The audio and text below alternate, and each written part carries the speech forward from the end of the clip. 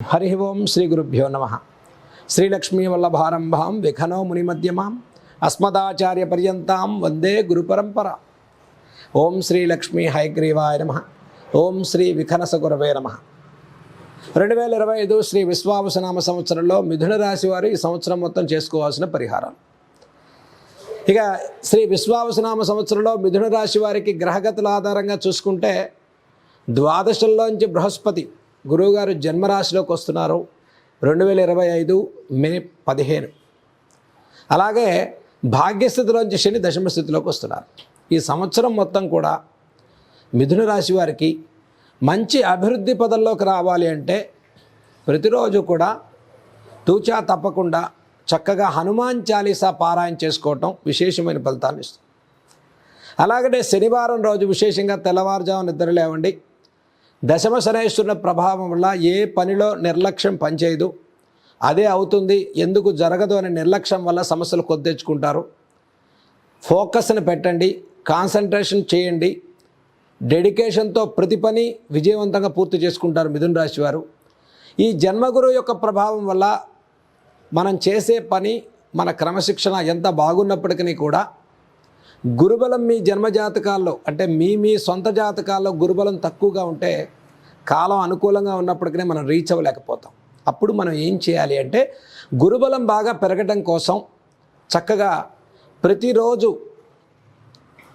గురుబలం పెరగడం కోసం మేధా దక్షిణామూర్తి స్తోత్రాలు పారాయణం చేయండి.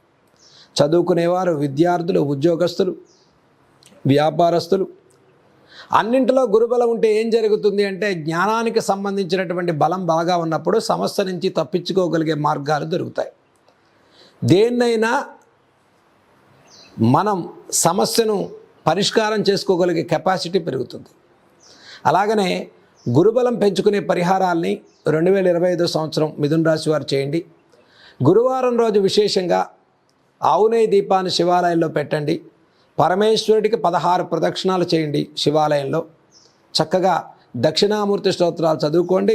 విద్యార్థులు సబ్జెక్టులు కంప్లీట్ చేస్తారు, చదువు బాగుంటుంది, మెంటల్ పీస్ బాగుంటుంది, అభివృద్ధి ప్రదంలో ముందుకెళ్తారు, వ్యాపారం బాగుంటుంది, ఫైనాన్షియల్గా రావాల్సిన రుణ బాధలు క్లియర్ అవుతాయి.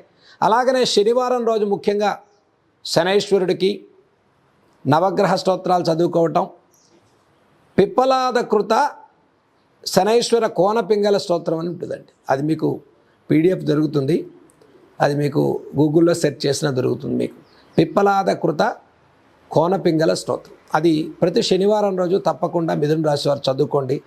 ఆరోగ్యపరంగా అనిశ్చితి తొలగిపోతుంది, కుటుంబ విషయాల్లో ఒక ఆత్మవిశ్వాసం కలుగుతుంది, ప్రతి పనిలో కూడా ఒక పాజిటివ్ మైండ్ సెట్తో మిథున రాశి వారు ముందుకెళ్తారు. 2025 సంవత్సరంలో వాహన యోగం, గృహయోగం అన్ని రకాలుగా మంచిగా కలిసి వచ్చేటువంటి కాలం మనకు ముందుకెళ్ళటం కోసం మిథున రాశి వారు చక్కగా గురుబలాన్ని పెంచే పరిహారాలు, శనైశ్వరుడికి ప్రీతి చెందేటువంటి ఈ పరిహారాలు చేయటం, నల్లద్రాక్ష పంచటం, నల్ల నువ్వులు దానం చేయటం, శనివారం రోజు శివాలయ దర్శనం చేయటం అత్యంత శుభయుక్తమైన ఫలితాలు ఇస్తుందని మనం ఈ సంవత్సరం మిథున రాశి వారికి పరిహారాలు మనం చెప్పుకోవచ్చు.